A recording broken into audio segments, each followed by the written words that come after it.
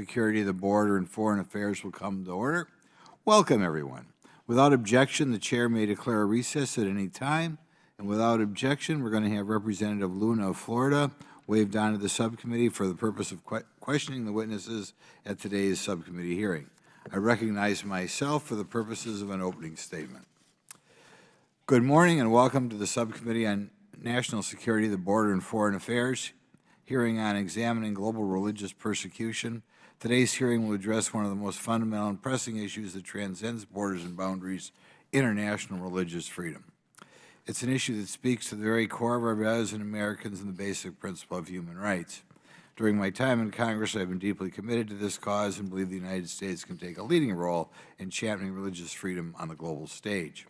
It's the right of every individual to worship, express, and practice their religion freely without fear. However, we must recognize that religious freedom is not universally recognized and respected in all parts of the world.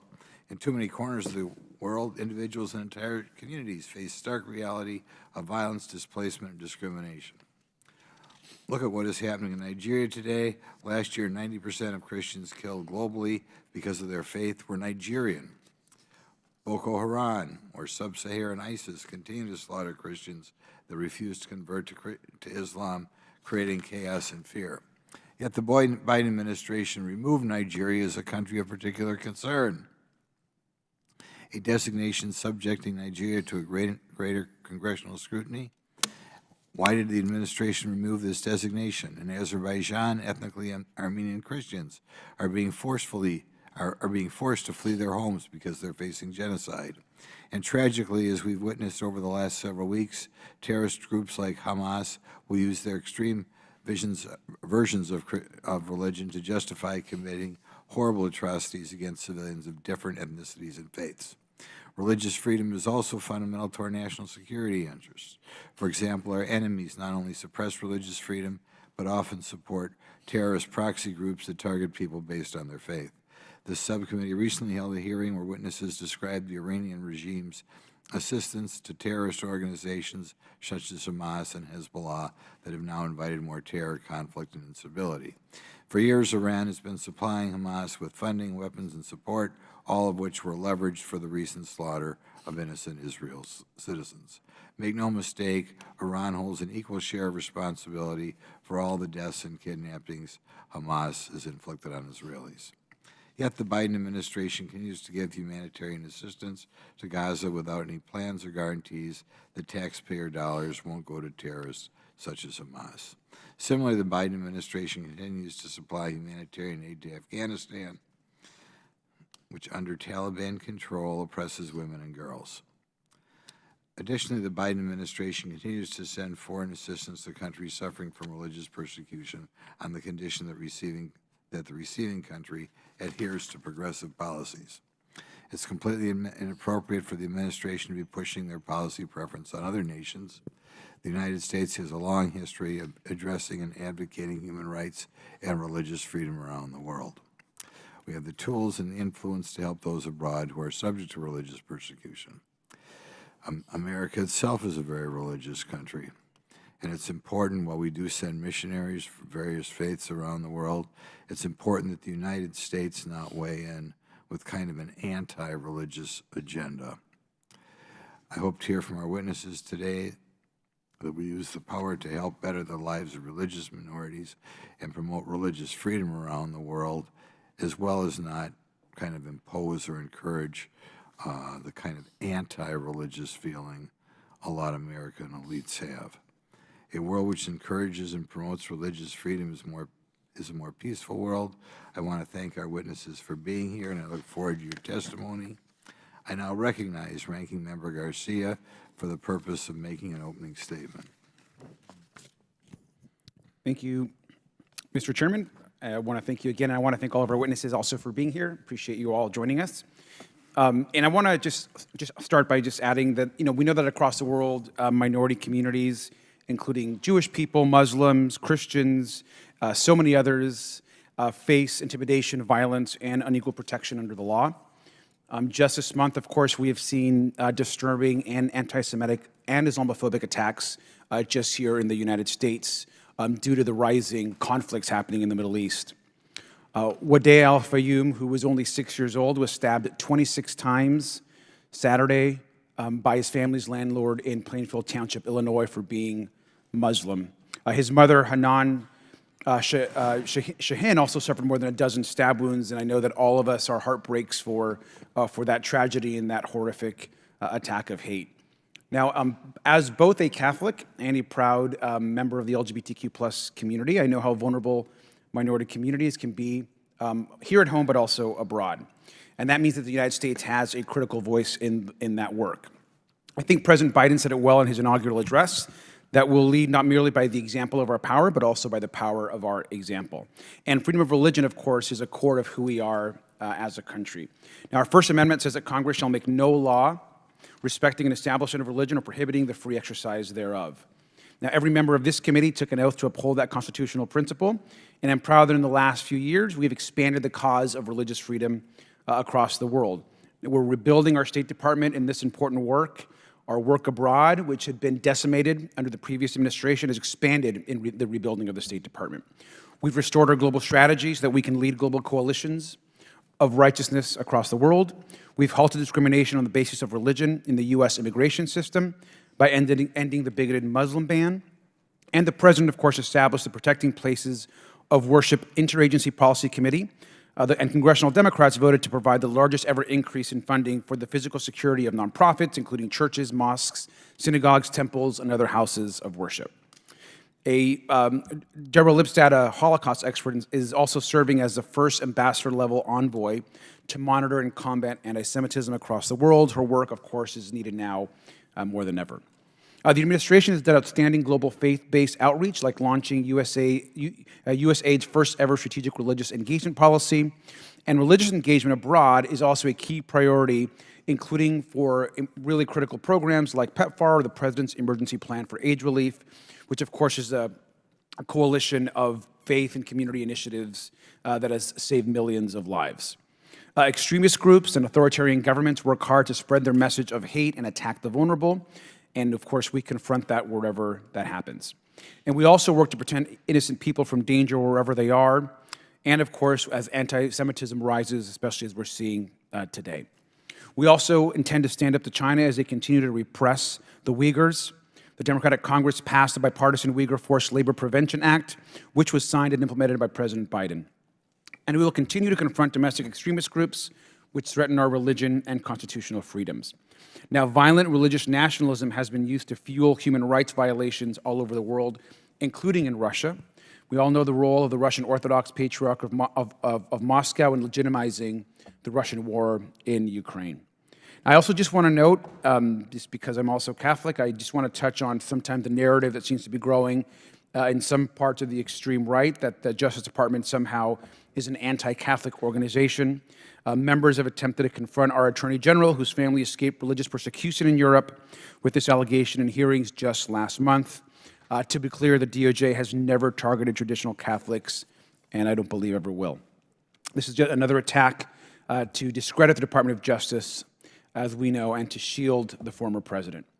Religious freedom is too important to be used as a political football. It's critical for our country.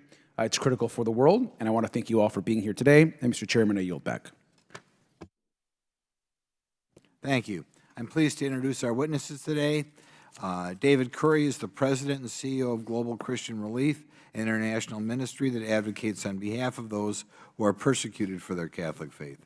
He also serves as a commissioner on the U.S. Commission of International Religious Freedom, an independent bipartisan federal government entity established by Congress to monitor, analyze, and report on religious freedom abroad.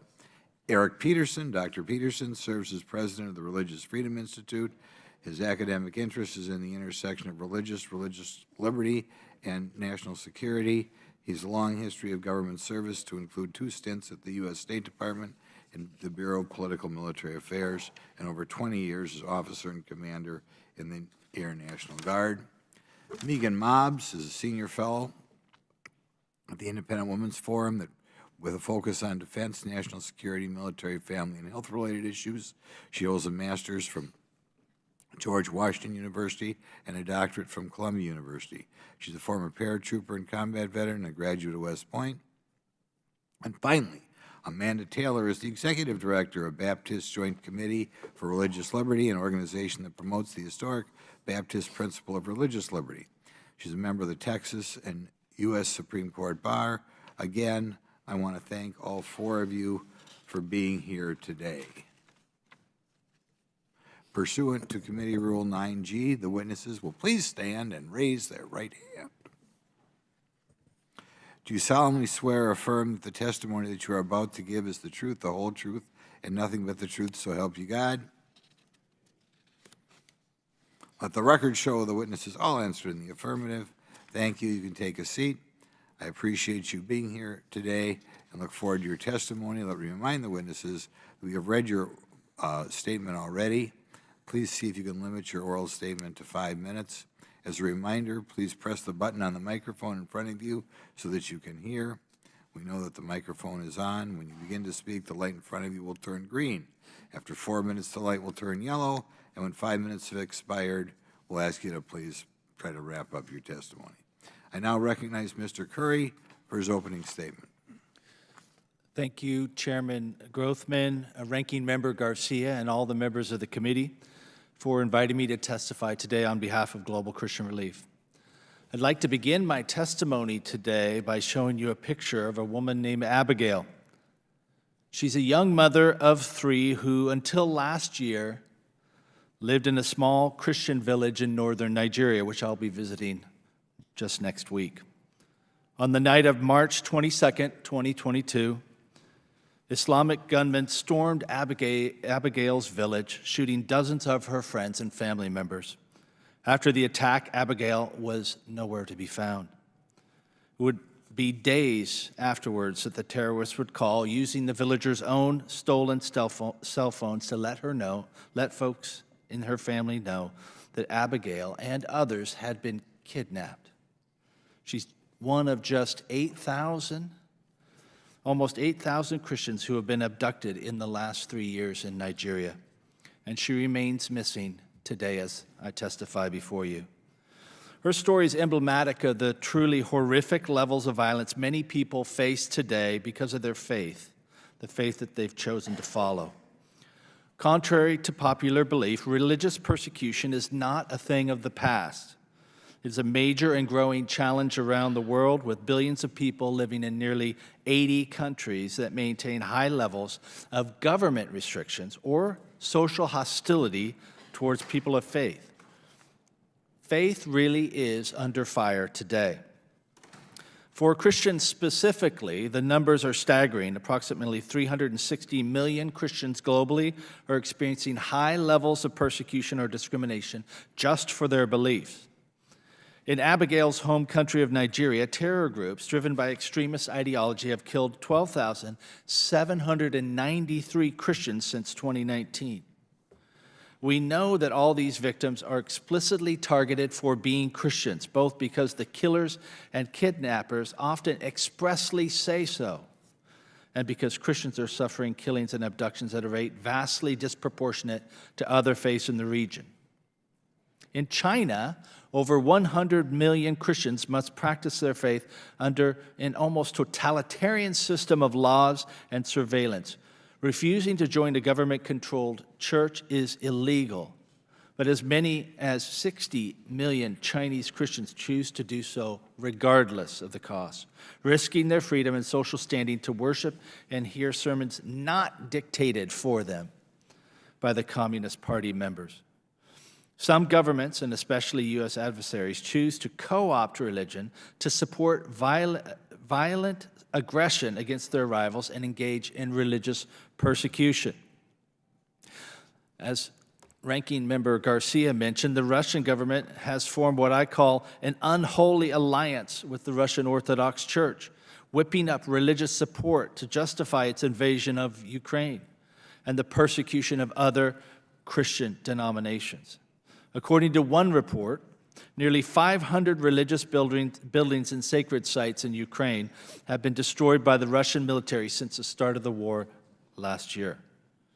In Iran, the government uses Islam as a pretext to imprison Christians and others attempting to run non-Islamic places of worship.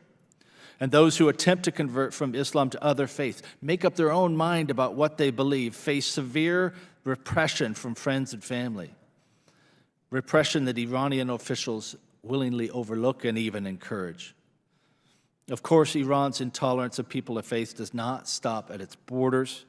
Hamas and Hezbollah, both supported by Iran, not only terrorize those of non-Muslim faith, but prevent Muslims who live under their control from choosing the religion for themselves. Now, what is the answer to these overwhelming challenges? The answer, in short, is religious freedom. At Global Christian Relief, we're working to bandage and heal those who are broken by persecution. But we also advocate for religious freedom for everyone because its implementation means the end of the most severe forms of persecution. When religious freedom is protected, no one is killed or abducted for their faith, and people are free to pursue truth without fear. The advancement of religious freedom is also important to U.S. national security interests, as we're seeing every day in the news. When religious freedom is not protected, extremism and authoritarianism flourish. The more the U.S.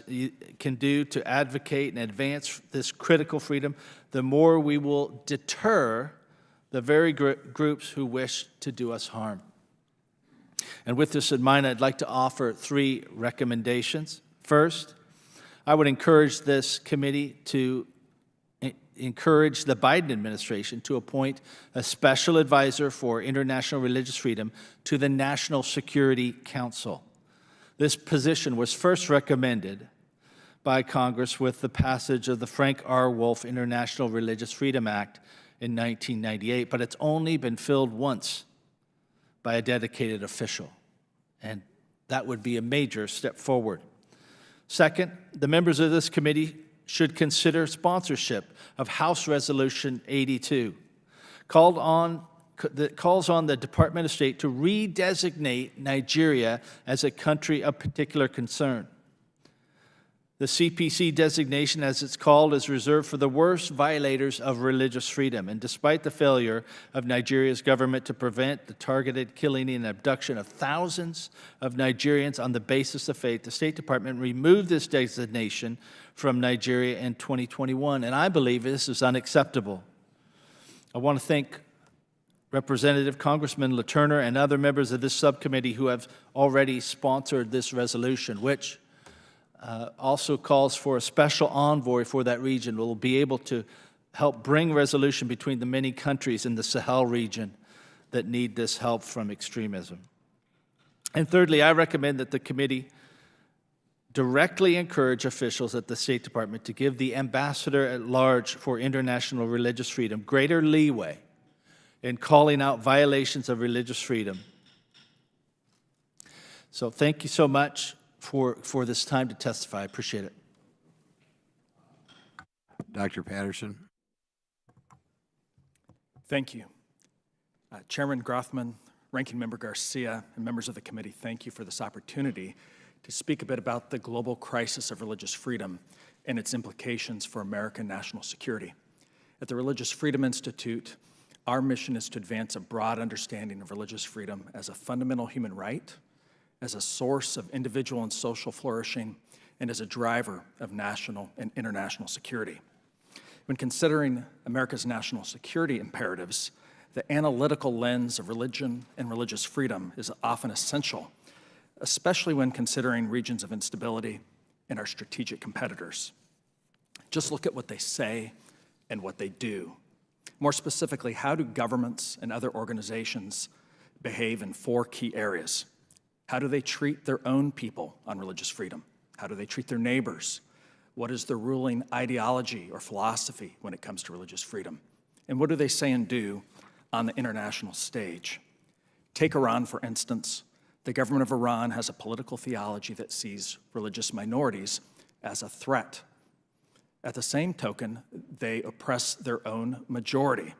It's noteworthy that observant Muslim women have been in the vanguard of challenging the regime's tyrannical behavior, and that they've done so by using religious symbols and religious texts. The Ayatollahs have imposed a system that is the opposite of one that values human dignity and religious freedom.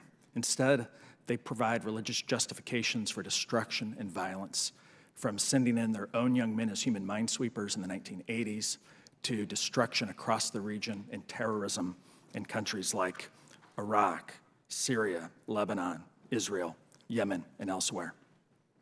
When it comes to what they say and do, countries like Russia and China have state ideologies that see religious and ethno-religious minorities as challenges to the regime.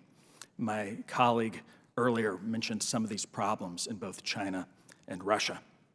A second worrying type of case, though, are democracies with civil liberties that seem to be on a downward spiral, notably Nigeria and India. They have democratic institutions, they have some civil liberties, but what we're seeing is increased violence against religious minorities. In India, it's Hindu nationalists attacking Christians and Muslims, and provinces across the country imposing so-called religious freedom laws that are actually designed to target religious minorities. In Nigeria, we see a toxic situation with violent Islamists in the north, violence against Christians in the Middle Belt, and Sharia courts in over a dozen provinces that don't give equal due process to Nigerian citizens if they're from a religious minority. I've mentioned these countries, Russia, Iran, China, Nigeria, because they are major players on the global stage and in the regions, and understanding the religious freedom dynamics are key to helping us think through the national security decisions that the United States needs to make. Now let me pause for a moment and take a look at what the Biden administration is doing specifically on these areas of international religious freedom.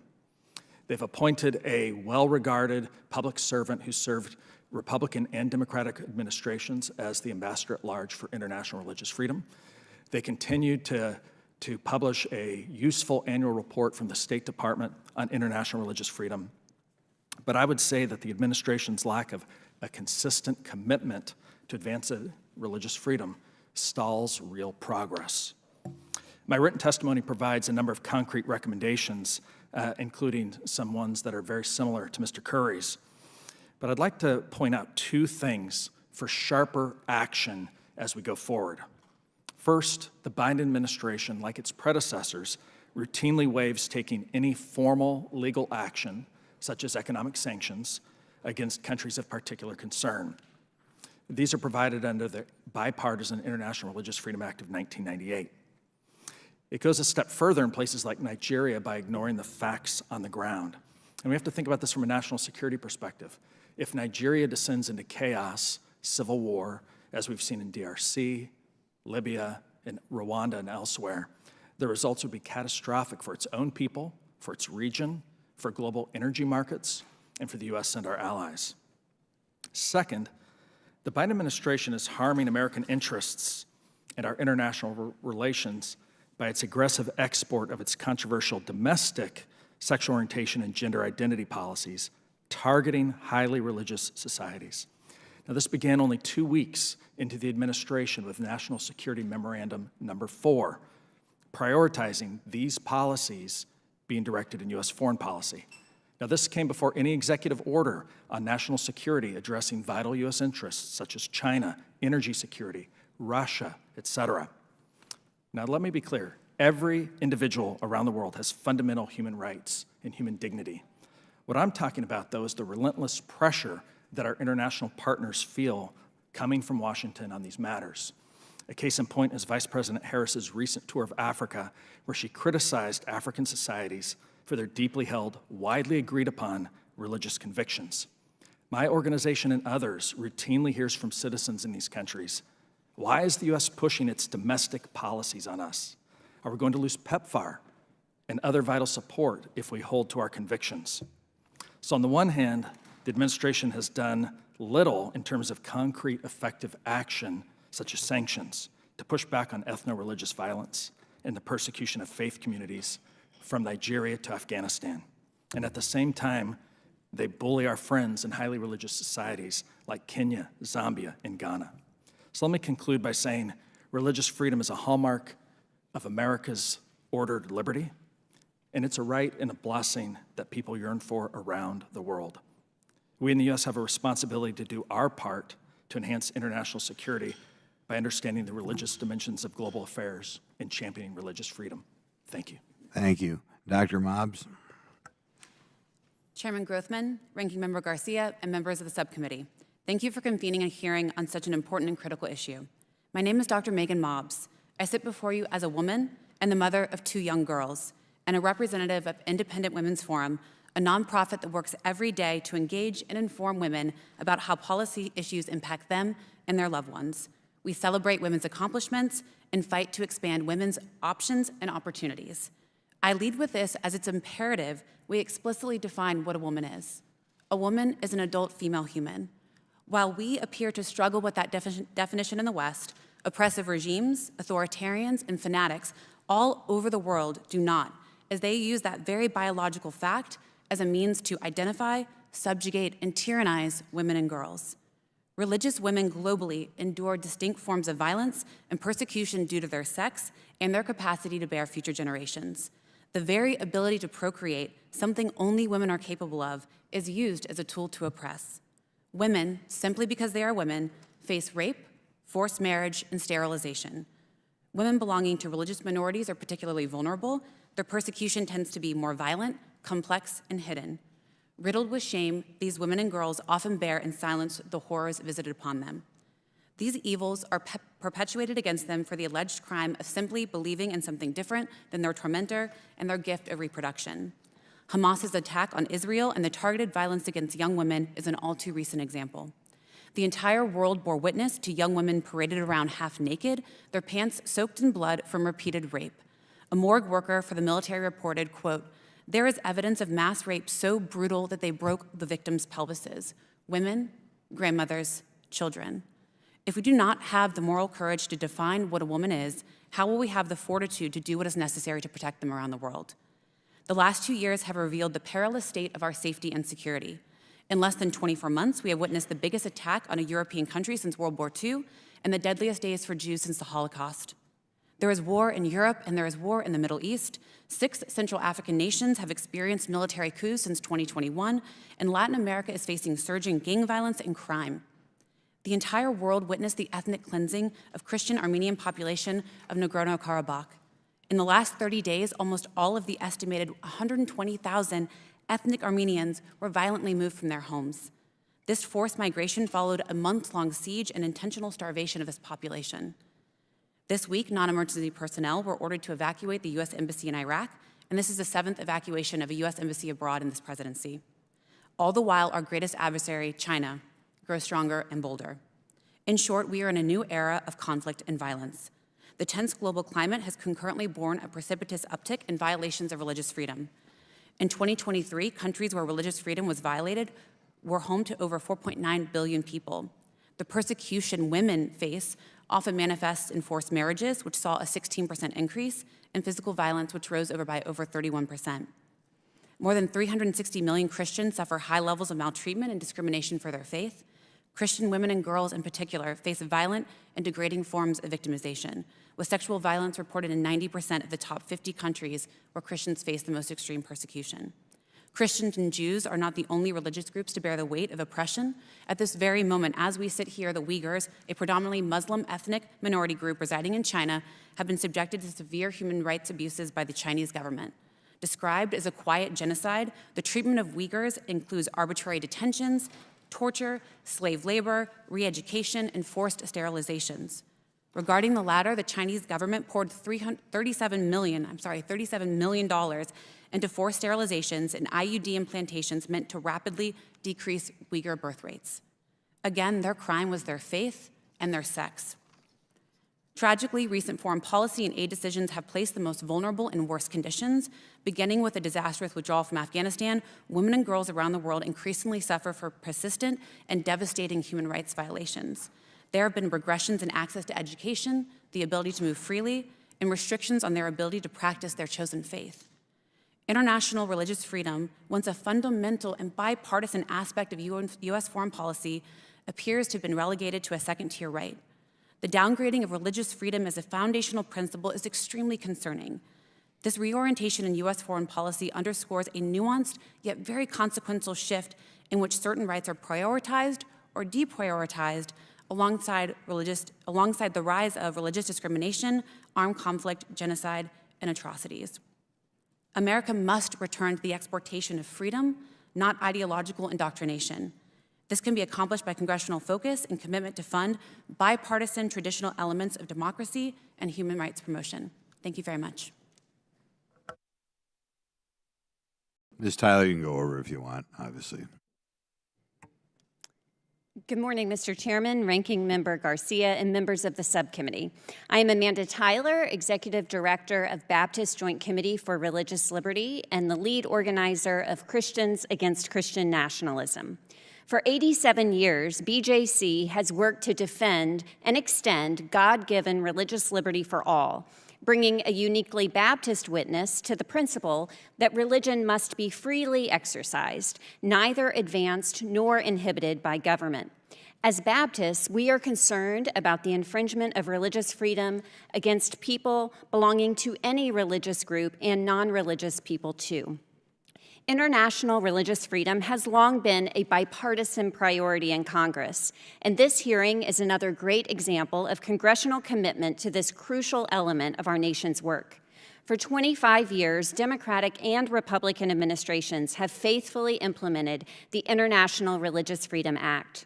We are concerned about blasphemy and apostasy laws, which stifle religious expression, undermine human rights, and foster religious intolerance, discrimination, and violence. Christians, Hindus, Jews, Muslims, and others have been fined, imprisoned, tortured, and executed for blasphemy offenses. BJC applauds both the House and Senate for passing the resolution calling for the global repeal of blasphemy, heresy, and apostasy laws in 2020.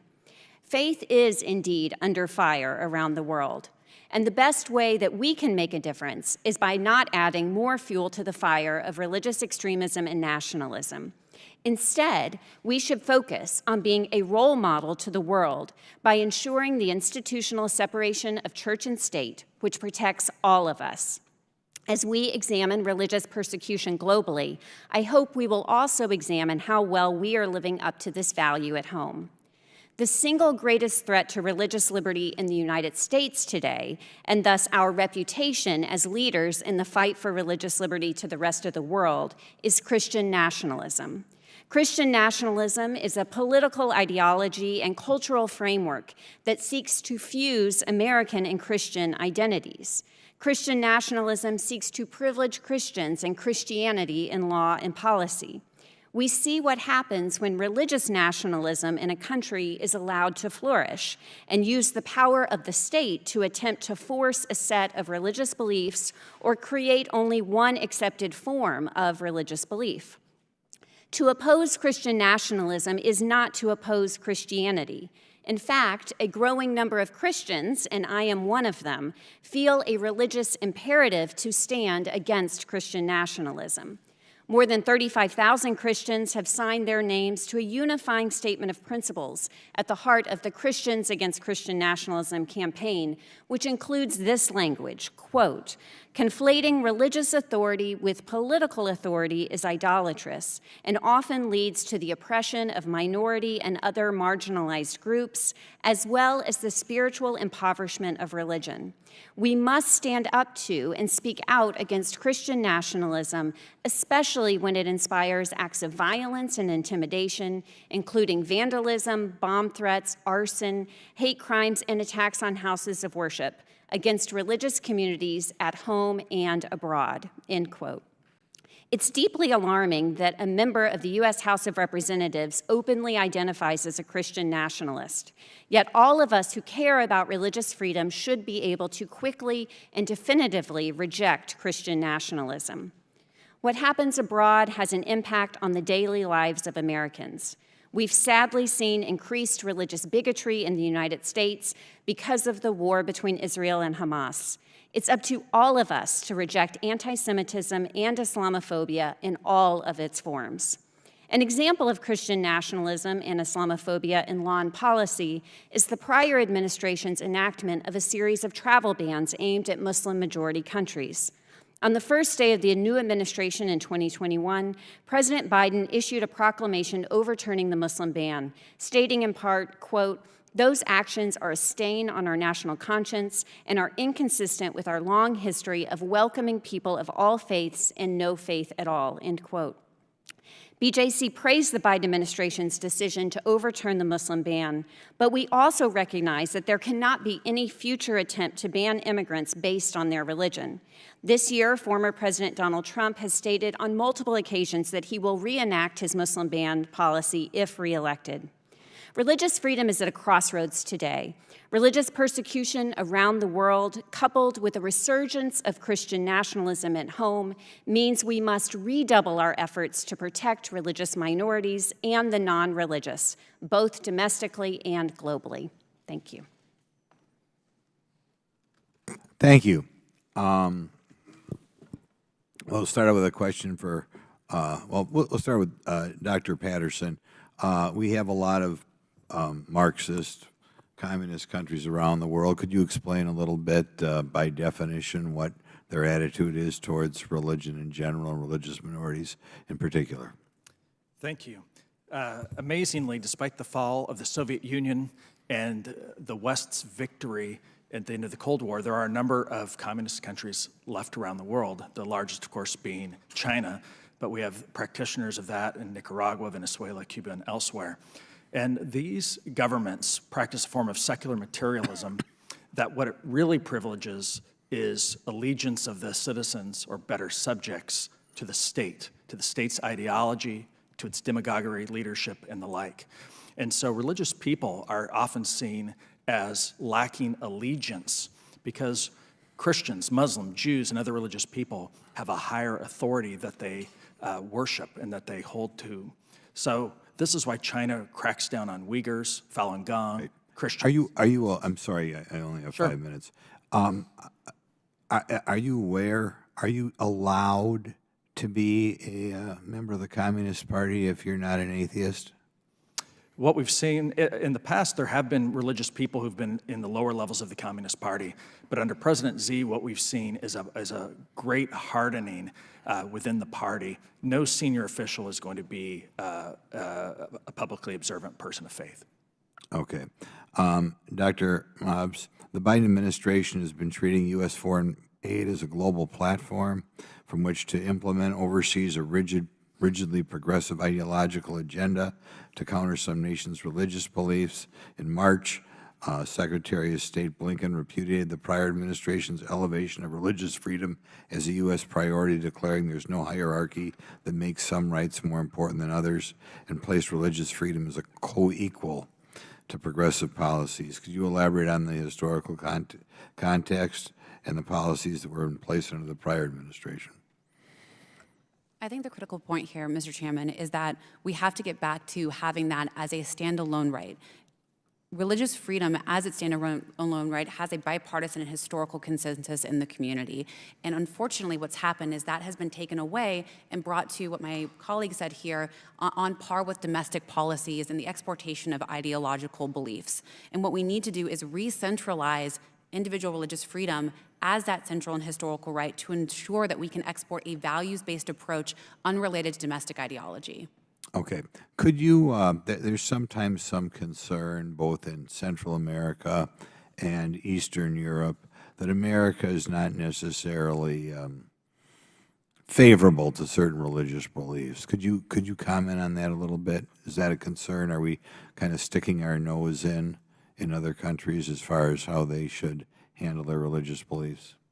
I think what you may be referencing is what looks like the exportation, again, of our domestic belief systems, flying the pride flag over our embassies in certain countries. Like Hungary is an example that occurred last year, in which these nation states felt as though we were imposing upon them our domestic belief system, rather than just flying our nation's flag. And so, yes, I do think there has been evidence, as evidenced by the Prime Minister of Hungary, explicitly stating that they felt that was the case.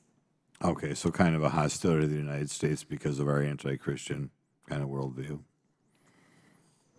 Correct, yes, sir. Okay. Mr. Curry, your organization, Global Christian Relief, is working diligently to assist persecuted Christians in Nigeria. Can you give us just a quick overview of what's going on to Christians there really quick? The persecution of Christians and moderate Muslims is driven by extremist groups there, Boko Haram, ISIS in that region, and the Fulani, which have typically been seen as a tribal group, but also have a shared ideology.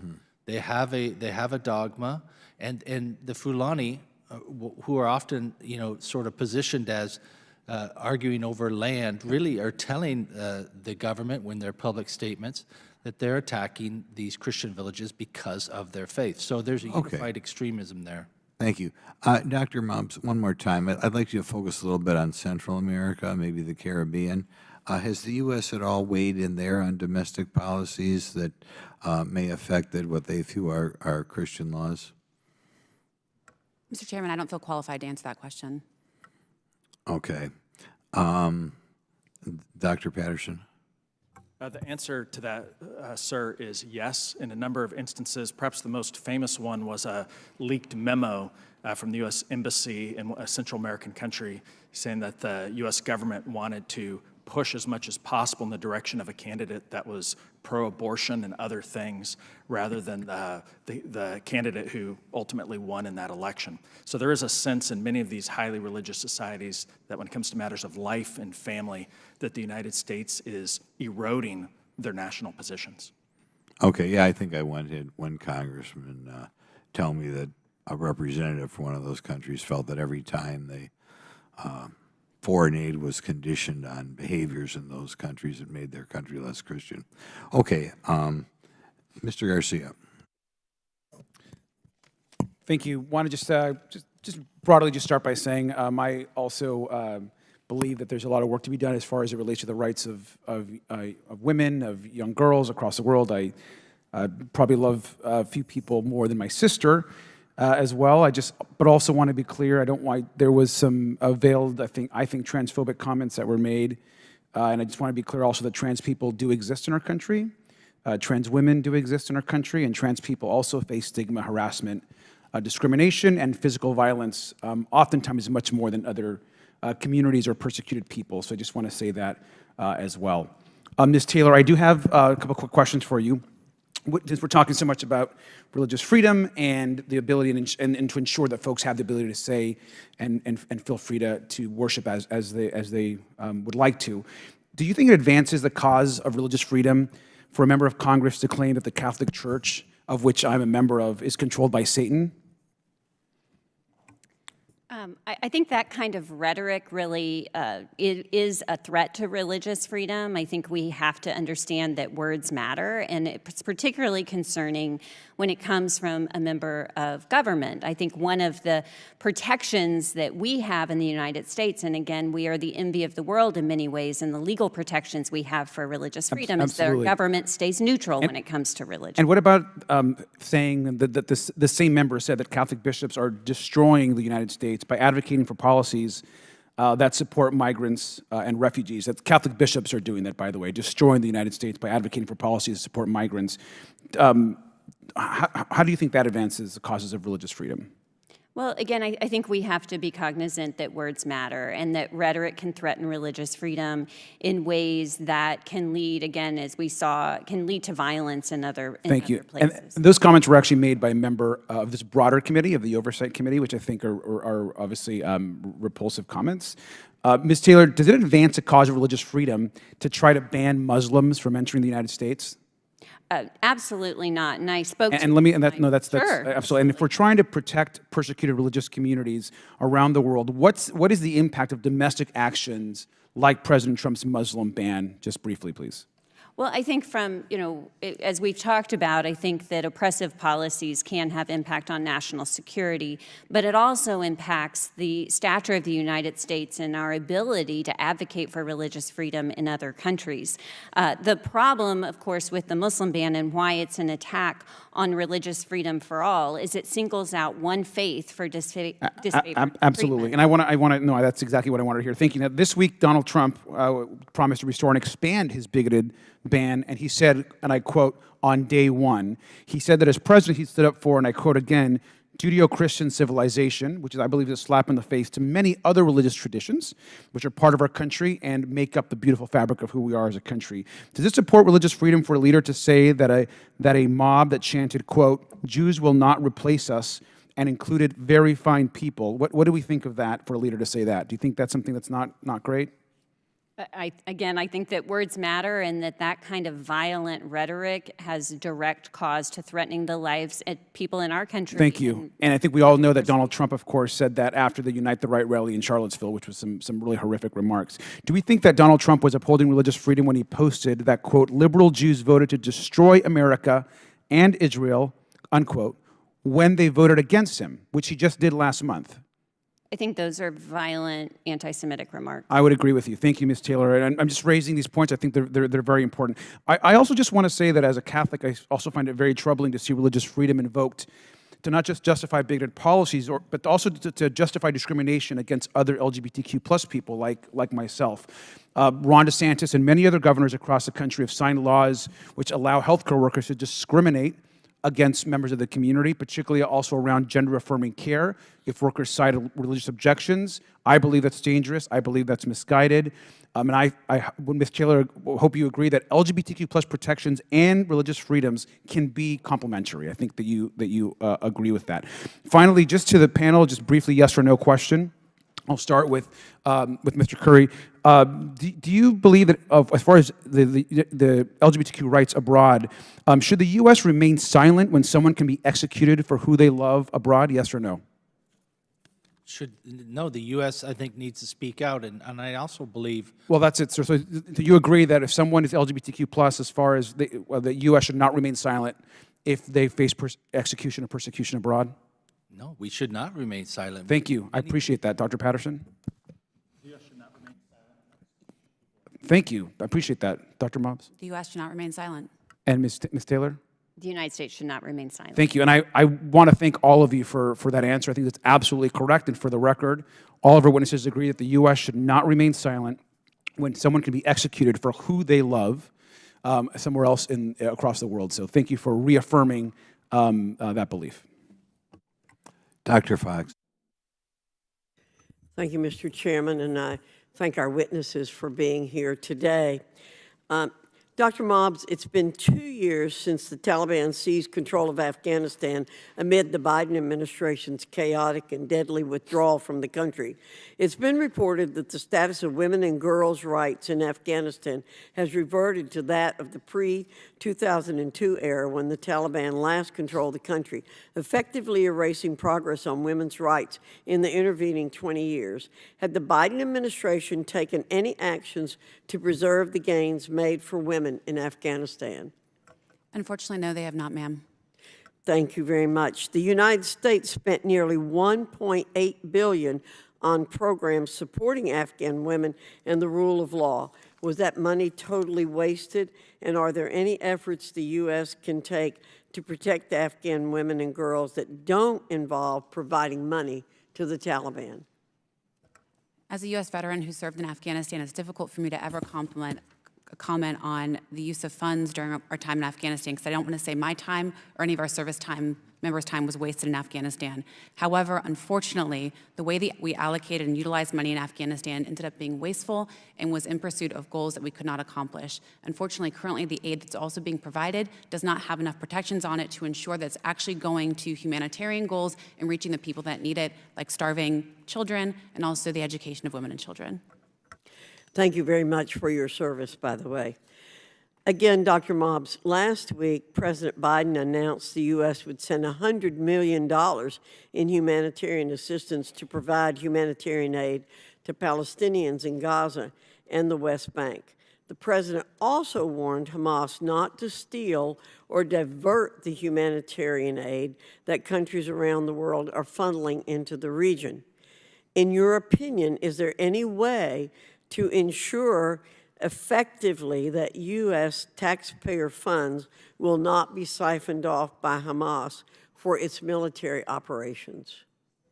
The reality is what we've seen is, unfortunately, there's not a highly effective way, as the bulk of humanitarian aid that's gone to Palestine has unfortunately been siphoned off to Hamas through a variety of different means. There's false charities, there's bank accounts set up to do so. It is extremely difficult to do so, and certainly sending out such a large amount of money in a short period of time prevents what would be substantial oversight to ensure it's actually going to where it needs to go, which is with the human rights for the children and the women. In the current conflict between Israel and Hamas, has Hamas targeted women and girls in its attacks, and how is it targeting them? Yes, ma'am, of course. They targeted women and children in Israel. They also use schools and hospitals and children as human shields. Yes, it's really disgusting what is going on there. And I think we should speak out more and more and more. But no one should be assassinated or kidnapped for his or her religious beliefs. No one, I don't care. Or their chosen gender or their race or for any reason. And what is happening in Israel, the atrocities committed by Hamas, every member of Congress should speak out against those. Mr. Curry, a country of particular concern is a designation by the Secretary of State of a nation engaged in severe violations of religious freedom under the International Religious Freedom Act. The Trump administration had designated Nigeria as one country of particular concern. However, the Biden administration removed Nigeria from that list. Why did the Biden administration remove Nigeria from the list, and do you believe that the move was warranted? I do not believe it was warranted. The waivers that are often used on countries of particular concern don't require a reasoning behind it, and I haven't heard any justification as to why Nigeria was removed. But I think that we have to look at these waivers as a whole, because it really weakens the law that was passed that really would allow us to put pressure on these countries that allow religious extremism and persecution. Thank you very much. I yield back, Mr. Chairman. Thank you. Mr. Askin? Thank you very much, Mr. Chairman. All over the world, there are people in prison right now for having been accused of and found guilty of violating blasphemy, heresy, or apostasy laws, which are, of course, unconstitutional in America. In 2020, the House passed a resolution, which I'd introduced, denouncing the blasphemy, heresy, and apostasy laws and calling for this to be a central plank in U.S. foreign policy to free religious prisoners and to strike these laws down. Do all of you agree, maybe we can just go down the line, that these laws are a threat to religious freedom and human rights all over the world? Ms. Tyler? Yes. Dr. Muggs? Yes. Dr. Patterson? Yes. And Mr. Yes, Curry? I absolutely Okay. agree. And does anybody want to say a quick word about what their group is doing to try to overturn these laws? Would you perhaps, Ms. Tyler, take a sec? Yes, so BJC did endorse your legislation, Mr. Raskin, for H.R. 512 to send the signal to the State Department to prioritize countries getting or not enforcing their blasphemy laws, because 1/3 of countries around the world do have blasphemy laws, although not all of them enforce them. I think a point that is important to make is that blasphemy laws don't only hurt the religious freedom of religious minorities in those countries, but also co-religionists, because it tries to enforce a single view of a religion. They do indeed. I'm going to have something to say about that. Religious freedom in our country means two things. Our framers rebelled against centuries of religious warfare, wars between the Catholics and the Protestants, every bit as vicious as wars between the Shia and the Sunni today. They rebelled against holy crusades, inquisitions, witchcraft trials, you name it. And they came up in our Constitution with two parts of religious freedom: free exercise that every citizen has, and also no establishment of religion. The government can't establish religion, and these two values stand best when they stand together. They reinforce each other. Just very quickly, does everybody agree that we need to be promoting both of these values in our foreign policy? Ms. Tyler? Yes, and beginning at home. Thank you. Dr. Muggs? Yes. And Dr. Patterson? Yes, with a caveat that we could imagine societies where a vast part of the majority are part of one religious orientation, and where they have free exit, where they have free exercise for the common people, for other citizens from religious minorities, and yet they may, due to their history, religion, and it being a large majority, where there may be favorable treatment towards one religion, but where religious minorities could freely practice. Yeah, okay. I'm not sure about what you just said. That sounds to me like setting a predicate for religious persecution. Just because a large majority of people believe in a particular religion doesn't give them the right to legislate that and compel against other people, right?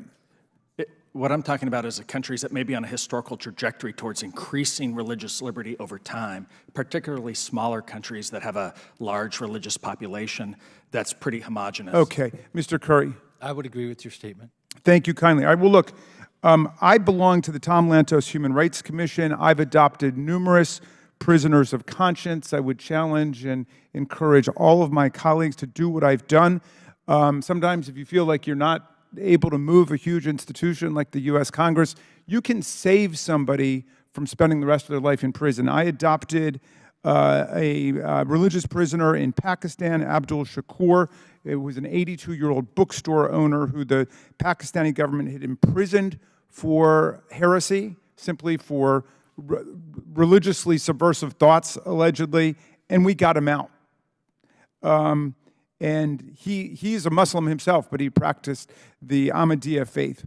I advocated for the release of Kanchok Sepal, who's a Tibetan writer who created a website promoting and celebrating Tibetan culture. Chinese authorities sentenced him to 15 years in prison. He was released just last year, 13 years into his sentence. So for those of you who really believe in religious freedom and understand how persecution is a danger to people all over the world, colleagues, you can do something by joining the Lantos Human Rights Commission and adopting religious prisoners of any faith, because every faith is being discriminated against and persecuted somewhere, and our job is to try to champion the American value of religious toleration for everyone of any religious belief or no religious belief at all, because that's part of religious freedom too. Thank you very much for your indulgence, Mr. Chair. I'll yield back to you.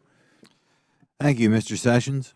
Mr. Chairman, thank you very much. I want to thank each of you for being here today. I think that the indications that you have really provided deep details about, every American is aware that there's conflict around the world. We even see conflict here in the United States.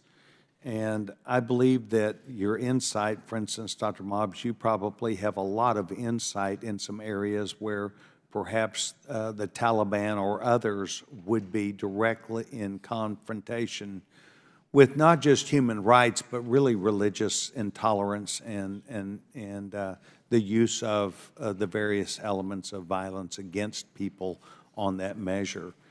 And I would like to vet this issue, if I could, for just a minute. Mr. Curry, I did not have my trusty pen out when you spoke about a resolution that you would like members of this body to be in tune to, but you mentioned a HR number that you felt like outlined good consideration of good policy. Would you mind giving that to me again? Yes, that's it. House Resolution 82 that calls on the Department of State to redesignate Nigeria as a country of particular concern. It has a request that we appoint a special envoy, which would be able to mediate between Nigeria, Niger, Mali, all of these countries in the Sahel region, which are now affected by these extremist groups who all have a shared ideology, even though they battle amongst themselves for power. This would be a critical thing for us to see passed, and would really, I think, help aid religious minorities in the north of Nigeria. Thank you. Dr. Mobbs, we are engaged in watching literally on our TVs every day the Palestinian conflict with America's allies, Israel. And it is based on not only hatred and bitterness, but it really on annihilation of the right of the Israelis and Jewish people to exist. You evidently came into conflict or saw this conflict firsthand in Afghanistan and in the Middle East. Could you talk with us about a wise way to look at how we should look at this conflict, and in particular where religion is the key element of discrimination against people who don't read the Bible or the Quran exactly the same way you do? Sir, I would say that when people tell you what they believe, we should believe them. As you mentioned, Hamas believes in the eradication of the Jewish people and the Jewish state, and we should take them at their word that they will go to every end to reach those end states. And so a wise policy would to take them at their word and support our ally Israel in their eradication of this population that only serves to end them. So in other words, we would try and encourage anyone that did not follow that ideology to leave what I'll say is Gaza and let the battle ensue? Of course, I think that the protection of the innocents is always paramount. And I think that the humanitarian corridor must be established for those to leave so that they are not going to be subjected to conflict. I think that absolutely should occur, and that's the best path forward. And we should support Israel, as is their right, to go after the terrorists who perpetuated the evil upon them. And that self-protection that they would be allowed to, so that in 2 weeks or 6 months or 4 years, they were not faced with this same problem again. Yes, sir. Good. Dr. Patterson, you have provided us a lot of what I think is really good information about violators, people who came and have used religion in those circumspects against people. Talk to me again about the Chinese experiment. Are they pushing forth and sending out across the world their ideas about the same things that they do to their own people? Thank you, sir. Let me mention 2 things about that. The first one is that China's reach, for instance, against Uyghurs and other minorities, specifically Uyghurs, though, is not just internal. They've pushed on countries like Turkey and others across Central Asia to repatriate Uyghurs, Kazakhs, and others to China for detention, imprisonment, and who knows what else. Would that include the New York City issue where the Chinese have police stations? Yeah, this New York situation, of course, is insidious, and what we've seen is this type of Chinese infiltration in many places around the world. The other side of China's influence is that many poorer countries look at the United States and say, if we take aid from you, you're going to make us do all of these new, novel social ideologies you want to impose on us. The Chinese, they'll give us a low-interest loan, no questions asked. And our organization has heard that very dichotomy from people in Africa and Latin America. My thanks to the panel. Mr. Chairman, I yield back my time. Thank you. Mr. Frost? Thank you, Mr. Chairman. Religious prosecution and violent extremism globally are very serious threats to U.S. security and human rights abroad. Today, on my line, I want to focus in and hone in on religious extremism happening here in the United States domestically, because I believe it's also a very important part of this conversation. Christian nationalism is a form of religious extremism making its way into our policies and undermining our democracy. These extremist actors are co-opting the language of Christianity and religious freedom to push an undemocratic agenda that seeks the very opposite of what they claim to do. And I want to start off by saying I'm a man of faith. I was raised Southern Baptist. I love potlucks. I was in Awana. I got the Sparky Award. I was in youth band for about 10 years. This is a huge part of my life and part of the reason why I'm so passionate about it. As a man of faith, I know that Christianity is not Christian nationalism.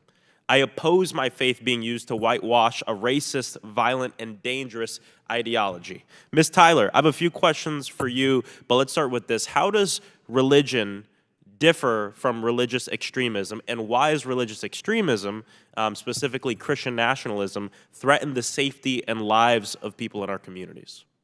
Well, I think that religious nationalism is this tendency to merge our religious and national identities, and it can occur along a spectrum, but can also be co-opted by those in power to enforce a certain religious viewpoint on everyone else. And that's why it's such an urgent threat to religious freedom. But it is also, as you point out, an urgent threat to democracy. And it's because it is taking this increasingly violent aspect. And we saw that on January 6th and the way that Christian nationalism was used as a permission structure and as a uniting ideology for people who were here at the Capitol that day in search of a political cause that was then infused with religious fervor. And what would you say the relationship is between white supremacy and Christian nationalism? Christian nationalism often overlaps with and provides cover for white supremacy and racial subjugation. That's because the Christian and Christian nationalism is not so much about theology as it is about an ethno-national identity. Yeah, and Christian nationalists have played vital roles in very violent attacks. Even recently, the killing of 11 people attending services at the Tree of Life synagogue in Pittsburgh.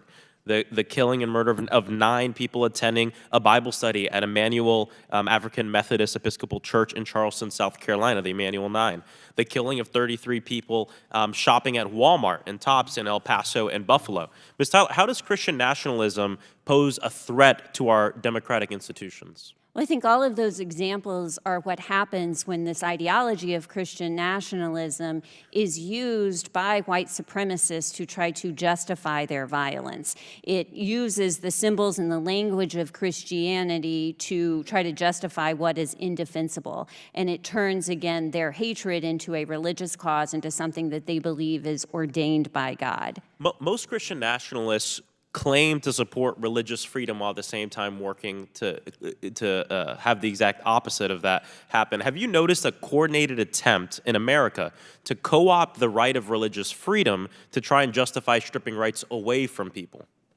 Well, I do think that language really matters here in definitions, and too often we hear the language of religious freedom being used for what is really religious privilege or Christian nationalism. True religious freedom requires equality for all people regardless of religious belief, and that's why it's so important, as our Constitution promises, that the government will stay neutral when it comes to religion to allow all religions to flourish. And this threat to democracy has made its way to Congress. I mean, my colleague, Representative Marjorie Taylor Greene, has said, quote, Christian nationalism is actually a good thing. It is an identity that Republicans need to embrace, and I am being attacked by the godless left because I said I am a proud Christian nationalist, end quote. My colleague, Representative Lowen Boebert, said, quote, the church is supposed to direct the government. The government is not supposed to direct the church. I'm tired of this separation of church and state junk, end quote, junk being the Constitution and Bill of Rights. The Bible itself in 2 Corinthians actually warns us against this. Paul warned against this. He warned us against people who would preach of a Christ that differs from the true Christ that we learn about in the Bible. That's exactly what Christian nationalism is doing. I condemn religious extremism everywhere, globally and domestically. We have to recognize the threat it poses to our most sacred freedoms and root it out everywhere. And I think it's incumbent, especially upon us as Christians, and me as a Christian, to be at the forefront of the fight to ensure that white nationalism and Christian nationalism doesn't see the light of day. Thank you, and I yield back. Okay, Mr. Biggs. Thanks, Mr. Chairman. I thank the panelists for being here today. Dr. Patterson, I want to ask you first, and maybe we will expand it. We'll see how it goes. A number of nations have been listed as particularly pernicious in their persecution of people of faith: China, Iran, Nigeria, etc. My question to start off is, do you know how many of the nations that we are concerned with today as we sit here have actually signed on as signatories to the International Criminal Court? I don't know how many have signed on to the International Criminal Court, but on this specific issue of religious freedom, most countries around the world, including terrible violators like Afghanistan, have signed the International Covenant of Civil and Political Rights, which has strong religious freedom language protecting religious freedom for institutions and organizations. Well, the reason I ask about the International Criminal Court, because the International Criminal Court, last I heard, has about 48 signatory nations, and I'm curious what the number is here. I happened to be at the Rome conference where the document was drafted, and I will tell you that there was indicia of, I shouldn't say indicia, there was a crime of genocide recognized in the International Criminal Court, which would allow prosecution of violators, both as state actors and non-state actors. And what we see in Nigeria could be categorized, I believe, as genocide under the ICC. I also believe that what's happening to the Uyghurs could be categorized as genocide underneath the ICC. But I'm not sure. I don't believe China has signed on. I'm not sure about Nigeria. And in our own state, we've never ratified membership in that. And in spite of what the ICC said, just because 40 nations ratified doesn't mean anybody else is underneath that. So I want to expand a little bit and get into some of your recommendations, Dr. Patterson. I would like Mr. Curry and then Dr. Mobbs to actually comment on this. These recommendations, like the GAO to assess and publicly report on the implementation of IRF of 1998, are you aware of any report having been done? And tell us what you think should be done and what should be assessed, what should be included in that assessment.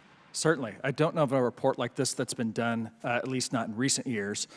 A couple of things that could be assessed is, first, justifications for waivers, year after year after year of waivers. The second thing that could be looked at here is what programs that the U.S. has put money into have actually reaped actual tangible results promoting religious freedom. Where do we see actual difference anywhere on the ground? And so to that point, do you see any place where our funding and our non-imposition of our own domestic policies on these nations have actually produced more religious freedom in any of these nations that we're looking at? Well, in some cases, what you're doing is just trying to keep the door open or open new doors. But one case, and Congressman Chris Smith has a lot to say on this specific case, is the one time where we did a semi-binding compact, almost like a Millennium Challenge Corporation type of thing, but on religious freedom. The one time was with Vietnam. And Vietnam came off the CPC list, but because they promised to do some things, they had about a year or two of progress. They actually went back on the CPC list eventually because they reneged on that. But there's a case of success. Okay, and I hate to bring this up, but as one of the witnesses has said, words do have consequences. They have meaning, and the implication to call the travel ban a religious travel ban continues to be a narrative that actually is a vile lie. That narrative is a vile lie. The travel ban of 2019 was imposed originally under the Obama administration, 2015. They undertook a great deal of study. 50 nations were included in that original ban, including Chad. But after Chad increased its ability for us to share and vet people coming in from Chad, Chad was removed from that list. The Supreme Court addressed this, and they concluded that the proclamation was neutral on its face regarding religion and applied to people of all faiths. So it undermines one's credibility to continue with this pernicious lie. I yield back. Thank you. Mr. Moskowitz? Mr. Chairman, thank you. Appreciate it. Appreciate the conversation. In 2022, the Anti-Defamation League said there were 3,697 anti-Semitic incidents in the United States. That was a 36% increase from 2021, just a year before. I think it was an excellent decision by President Biden to elevate the position of the head of the special envoy to monitor and combat anti-Semitism to an ambassador at large. You know, when my Republican colleagues cozy up to neo-Nazis and the Proud Boys and white supremacist groups. Mr. Chairman? Mr. Chairman, I find that offensive that the gentleman would make a broad statement like that.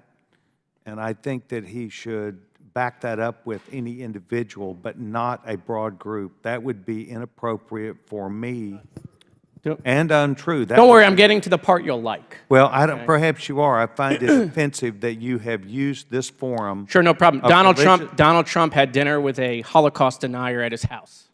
You want more facts?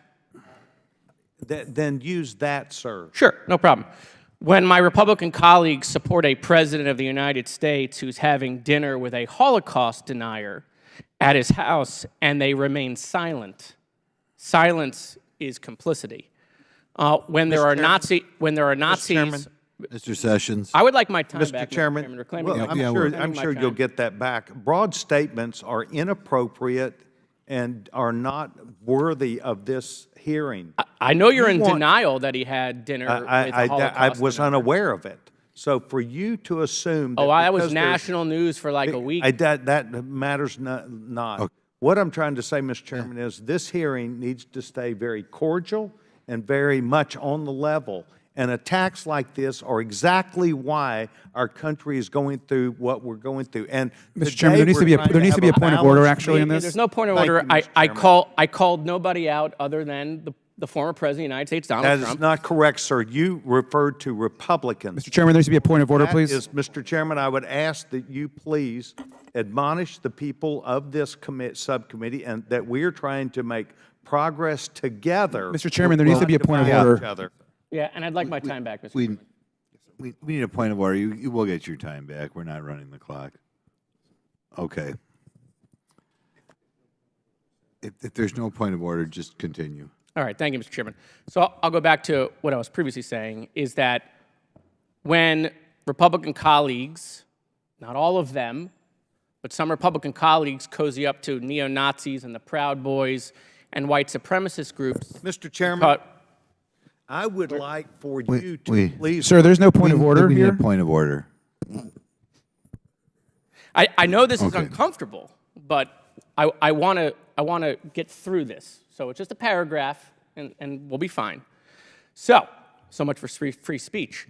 When some of my Republican colleagues cozy up to neo-Nazis, Proud Boys, and white supremacist groups because they are their voters, and when President Trump hosts Holocaust deniers at Mar-a-Lago, sometimes we hear silence from our friends on the right. When Nazis are holding rallies in the streets, when mass murderers go into synagogues or grocery stores and have Nazi symbols or anti-Semitic dossiers under white nationalism or Christian nationalism, we actually don't hear silence, we hear denial. But don't worry, I want to make this committee bipartisan because this is a bipartisan issue. Anti-Semitism is bipartisan. And there is plenty of bipartisan silence of what's happening to Jews in this country on the left. Gas the Jews, kill the Jews, glory to the martyrs, celebrating Hamas killing of innocent people at GW last night, my alma mater. Glory to the martyrs, glory to the people that raped women, that killed babies in their cribs. Glory to those people. Bring back Hitler. Jews are not wanted. No wonder the Germans killed them. Zionism is a mental illness. No wonder why Hitler wanted to get rid of them. Fuck the Jews. Posters of children hostages being pulled down all over the country. Swastikas coming back, not just at rallies, but people are just wearing them. Cheering in the street after rape, killing babies, using rape as a cause of resistance, burning people alive like they did in concentration camps to bring back the smell of burning Jews. We are constantly told that you can be critical of Israel's policies without being anti-Semitic. Except that's not what we're seeing in the street. We're not seeing from the progressive left them saying, Israel. No, they're saying the Jews, right? We're constantly told, no, you can criticize a country's policies and positions. It's not about a religion. It's not about an elimination of people, except that's not what they're saying. That's not what they're doing. All being done in the cause of resistance or progressive values. And again, while it's not all of my members, silence from the progressive left. I get it. Jews don't look like the usual victim. We don't look like victims. No, we look more like oppressors. And in social media, where everything is, binary, right? We don't like complicated arguments, right? And where facts don't matter anymore because folks like Elon Musk took away all of the guardrails, and where anti-Semitism and racism and hatred is just breeding on social media. It is no wonder why what we're seeing now scares the Jewish community, because we have not seen this since the Holocaust. You know, it's because Jews are subhuman. That's what it is. It is a double standard that is only applied to us, and both parties are failing because, you know what, each of them have no problem calling out anti-Semitism when the other side does it, right? The Republicans will call out the Squad. Democrats will call out, Republican members when they say, Jews and space lasers. No, we have no problem doing it on the other side, because that's easy, super easy to criticize the other side. No, but it is much harder to do it when it's within your own ranks.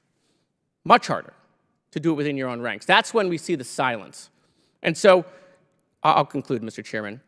Jews have often wondered why it took so long for people to come to their aid during the Holocaust, why millions of people were slaughtered before people came to their aid. Now we know.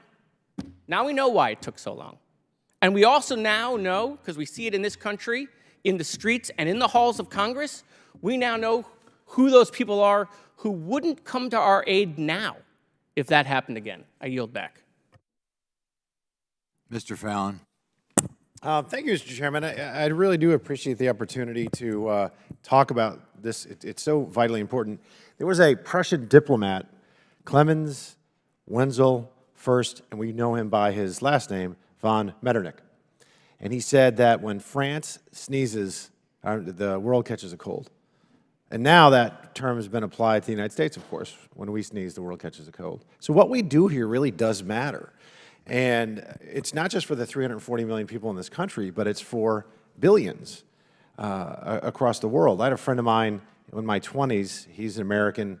He was born in Iran. His father still lived in Iran. And he said he can't go back because they might press him into military service and might punish his father and just take all his possessions after working for 50 years of his life, because that's what theocracies, authoritarian theocracies, tend to do. And it really opened my eyes as somebody that has experienced the blessings and bounties of this country when we have a big moat called the Atlantic and a bigger one called the Pacific, and we're protected. And we don't realize that you don't have to go back to 1500 or 1000 AD to see this kind of religious oppression and persecution. It's happening right here in this world in 2023. So we not only live in the right place, we do live in the right time, but some people live in the wrong place, and still in 2023, for some folks, it's the wrong time. Nothing to me is more important than a human being being able to worship the Almighty to the dictates of their own conscience. I think that's why we're all here. That's why it's a little upsetting to hear this kind of partisan gutter politics that then morphed into something sane. So what I wanted to do is ask a couple of questions about it, because I really would hope this would be bipartisan. Our office is going to draft a letter that hopefully will get Republican and Democrats to sign on to it. So the International Religious Freedom Act, which allows the Secretary of State to designate countries that commit systematic and ongoing egregious violations of religious freedom. These countries of particular concern, CPCs. Mr. Curry, in Afghanistan, if you are born or you are raised Muslim and you leave that faith, can you face egregious consequences? Absolutely. In many countries, including Afghanistan, you're not allowed to change your faith. Some countries you're forced to register and never. You can't choose a faith of your own. But both culturally and politically, it's not allowed in Afghanistan. What if somebody wanted to build I'd ask Mr. Patterson, or Dr. Patterson, sorry, if we wanted to build a Jewish temple in Kabul today under the Taliban? What do you think would happen? Yeah, impossible. Would not happen. And you'd probably face the death penalty. Okay. So that's pretty egregious, wouldn't you all agree? Dr. Mobbs, yeah. Ms. Taylor, you'd agree? Yeah. Mr. Curry, is Afghanistan designated as a CPC? Yes. It is? Okay. What other countries would you feel are should be designated in or not? Well, I think, one country that I would highlight for you that has been designated as a CPC but has been given waivers would be India. This is a country that we want to have strong partnership. We have lots of business relationships with. But surprisingly, this democracy is one of the foremost persecutors of religious minorities. Christians and Muslims in India face great repression from the political movement there. And so if I could highlight anything as it relates to CPC, it's India, countries like it, which are designated, but there's no teeth to it because the State Department continues to waive the consequences. Dr. Mobbs, Russia, of course, is in the news every day because of their illegal and grotesque invasion of Ukraine. So the Russian Orthodox Church, Putin, who was a secularist for his entire life and then suddenly embraces Christianity, why do you think they're persecuting particularly Jehovah's Witnesses so severely? I think they're just willing to persecute anyone that doesn't do exactly what he says. Just if you get out of line, so you can be, if you're Russian Orthodox, is it more toward just kind of accentuating the Russian identity and ethnicity? Yeah. Well, Mr. Chairman, my time's up. I'll yield back. Thank you all. Thank you. Ms. Porter? Dr. Patterson, could you summarize the purpose of this hearing as it was intended to be held? The purpose of the hearing, as I understand it, is to look at the national security implications of U.S. international religious freedom policy in the state of the globe. Okay. And Dr. Mobbs? That's my understanding as well. Okay, so the summary that I have says, this hearing will examine the administration's oversight of assistance to organizations promoting religious freedom for oppressed religious minorities and others persecuted. The hearing will also examine how global religious persecution presents national security concerns. So one of our top goals today is to have the United States government stop organizations that persecute religious minorities, correct? So if we want the United States to be successful in that, we need to understand exactly what religious persecution looks like. And many of you have given helpful examples today. I want to consider a different example. Let's say that an organization creates a list of people that it fears is going to commit crimes. And we have that organization says in writing that it's not using religious affiliation. It's just about crimes. But we see the list, we do the analysis, and we can confirm that 98% of the people on the list are part of a single religious minority. Dr. Patterson, could that be an example of the type of religious persecution that we're trying to prevent with this hearing? If I understand the parameters of what you just said, I think one of the things that we would be concerned about was that, as I understand it, you're talking about preventing a future wrong by going after this group rather than them having committed any crime in the first place. And of course, that's a much larger legal principle that we don't want to go after preventing someone that we might think might do something down the road. And definitely not based on their, if the main guiding fact seems to be to get on this list being a particular religion as opposed to anything that someone has done, we would be concerned about that. Dr. Mobbs, what do you think about that? Would you want to know more at least? I would want to know more. Okay. Ms. Tyler, how about you? Yes, I think that hypothetical talks about how one could use religion as a proxy for a security threat, which is a way of singling out a single religion for government disfavor. Mr. Curry, excuse me. As I understand it, yes, I agree. Yeah. Okay.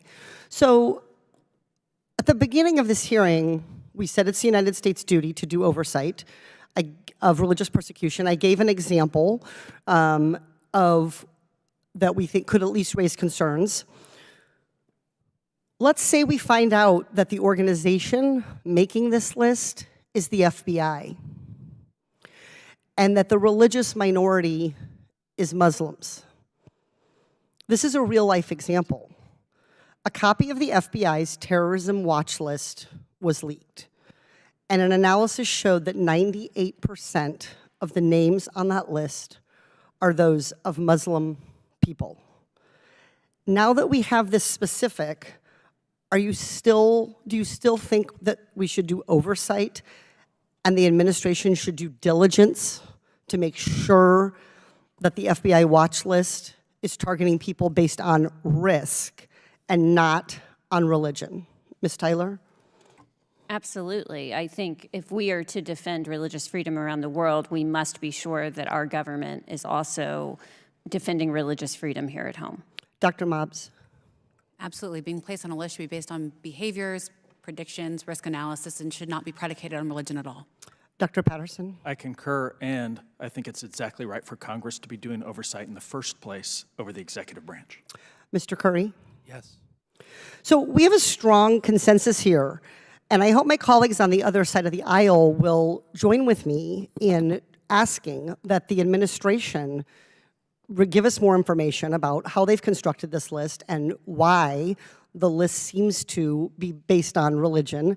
And if it's not true, that they're able to explain that and answer that to us. We have a duty as a country to do that kind of oversight to stop persecution, and we do not have credibility internationally to take on the kinds of challenges that you've described today if we are not doing it here. We've heard it today from witnesses, Republican and Democrat alike, that religious persecution harms our national security. And that is just as true when we may be missing or under-identifying national security threats to our own country internally because we are using religion as a basis to identify people for the terrorism watch list. The committee needs to keep pressing on a bipartisan basis to do oversight on the FBI's terrorism watch list until this issue is fixed or until our questions are answered. I yield back.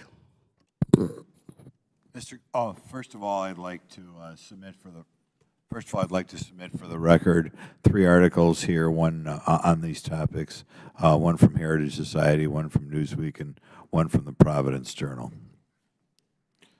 And then Mr. Gosar. Thank you, Mr. Chairman. I appreciate the committee's interest in protecting people of faith abroad. Sadly, this administration's persecution of Christians here at home strips them of any credibility whatsoever in fighting religious discrimination abroad. The Department of Justice under this administration has indicted at least 34 people of protesting outside abortion clinics under the Freedom of Access to Clinic Entrance Acts. Many pro-lifers face years behind bars. One man, Mark Hoke, was arrested in front of his wife and 7 children in an unnecessary and brutal raid where FBI agents brandished their weapons at the family. Multiple FBI field offices worked together to construct a memo that encouraged the infiltration and targeting of Catholic worshipers. The DOJ threatened states that passed laws protecting children from mutilation and harmful chemical infusions. Biden signed a law last year that perverted the federal definition of marriage. The U.S. military refused to grant thousands of brave service members a religious exemption to the COVID-19 vaccine. Health and Human Services seeking to limit the ability of employers to oppose to providing contraceptive coverage for religious reasons to refrain from violating their conscience.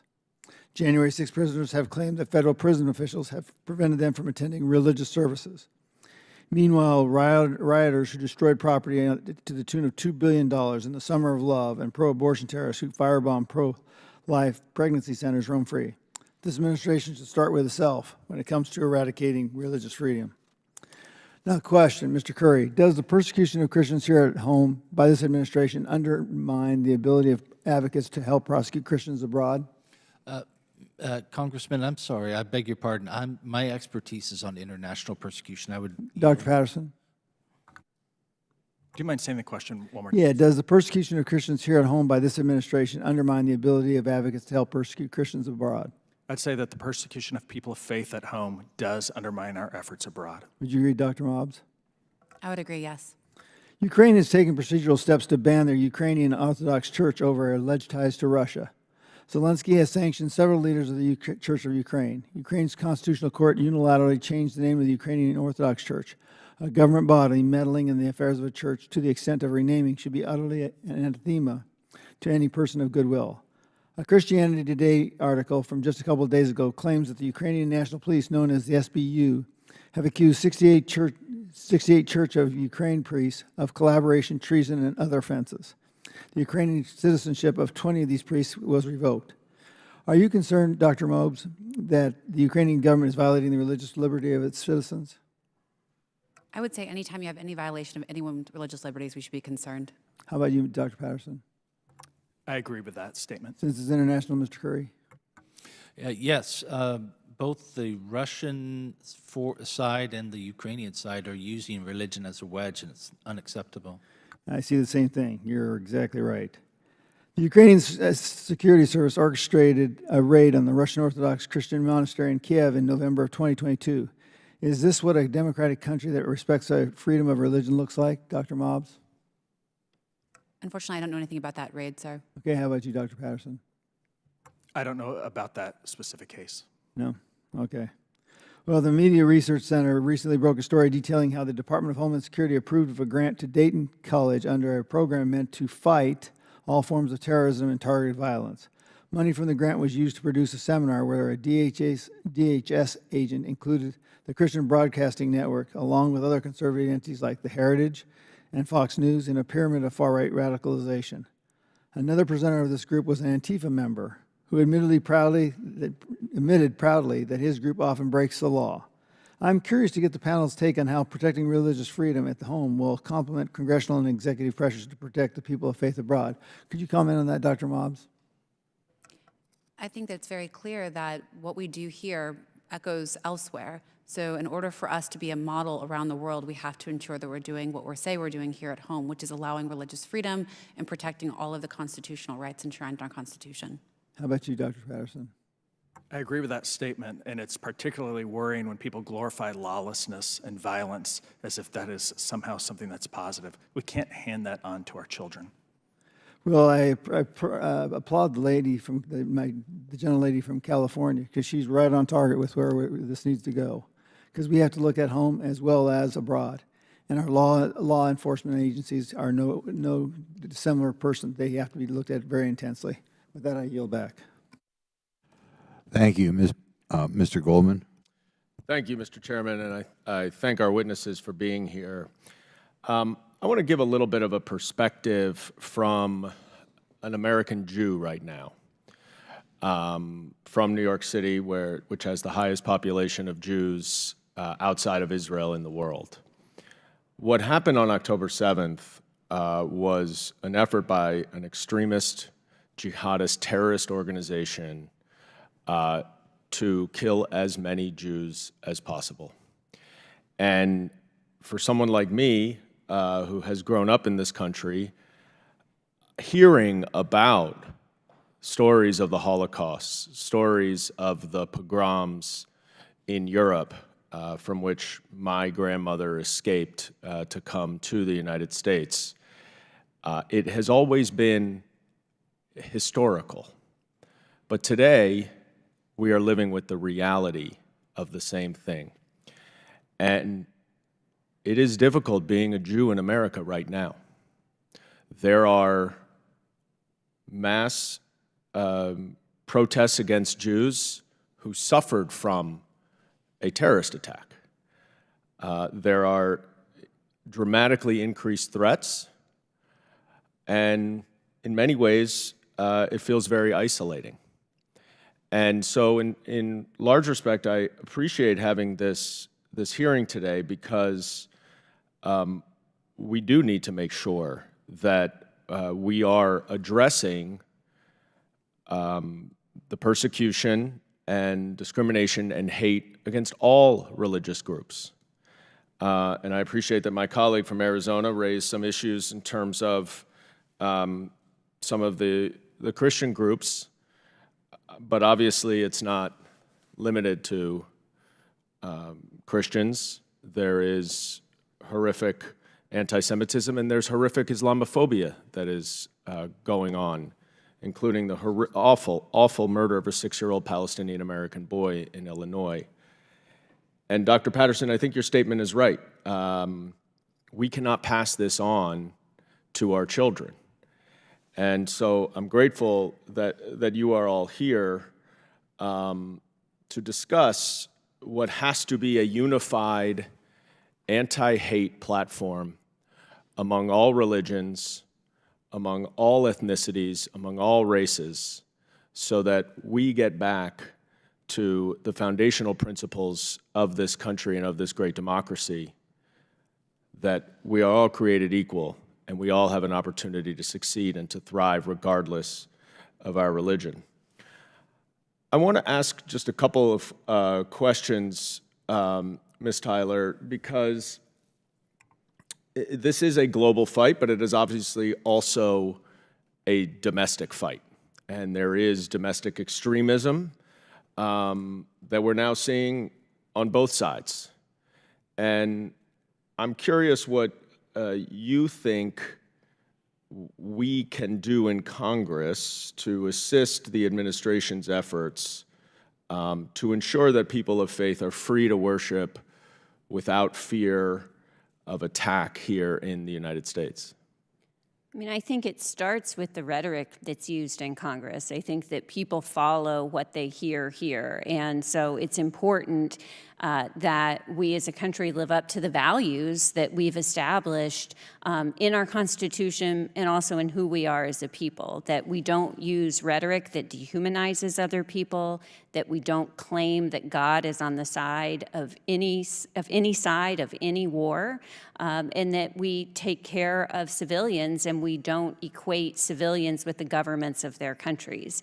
And I think any attempt to try to use religion or religious people to justify a particular government policy has the ability to first harm religion, but also to spread violence and hatred in the country. And so I think that Congress has a very important role to play, both in debate that happens here and also in the instructions and the oversight that Congress plays with the administration. Thank you for that thoughtful response. And Mr. Curry, in my last few seconds, because of your expertise in the international realm, I'm curious how you think or how you perceive domestic religious extremism and discrimination has an impact abroad. I think anytime we look at international religious freedom, what I'm trying to do is hold up the international standard that people have the freedom to associate, to choose their own faith and to practice it freely. I would say that standard should hold for us as well here. Thank you, and I yield back. Thank you. I think what I'm going to do is we'll just go to closing statements. Mr. Garcia, do you want to say anything? No, I'll just want to thank the witnesses again, but I do want to just reiterate the point earlier that I think the Biden administration is, and the State Department is rebuilding a lot of these programs. I do want to commend them for calling out, particularly at this really difficult moment, anti-Semitism, Islamophobia, and all the attacks on other minorities happening across the world and country. So thank you, Mr. Chairman. Okay. Thank you. I'd like to thank the witnesses for being here. I wish we would have spent a little bit more time focusing on Americans' involvement in what are normally religious matters in other countries. Once met a woman here who was appointed by President Trump who felt that the pushing of, let's say, a Planned Parenthood agenda in Africa was largely racially driven, but was certainly opposed by the primarily Christian churches in Africa at the time. I think Dr. Patterson, wish I had time to do a follow-up question, but pointed out that apparently some loans that Western country or the United States was giving out, as opposed to Chinese loans, were conditioned upon things that were sometimes against religious beliefs held in these third world countries. We've talked about the concern in Hungary for kind of an anti-traditional Christian worldview held by the United States. I think there were some kind of outlandish statements made by people on the other side, but right now I think we are seeing around the world anti-Semitism, but to a certain extent an anti-Semitism born of kind of an anti-Western worldview. And for whatever reason, young people, very disturbingly, are drawn into that for whatever psychological reason. I think I saw kids with T-shirts that were just shocking in our own Cannon building the other day. You know, kind of hard to believe why young people would be drawn into this, but I think there's kind of a self-hatred towards Western values here that young people are drawn to. But in any event, I encourage people to pay a little bit more attention to the United States. They're getting involved in what are normally religious issues or religious beliefs in other countries, and I think there's an element of kind of an atheistic, humanistic worldview that's kind of becoming the official religion of some people around the United States, and that's a horrible thing. But in any event, I know you guys took a lot of time out of your busy days to be here today, so thank you one more time.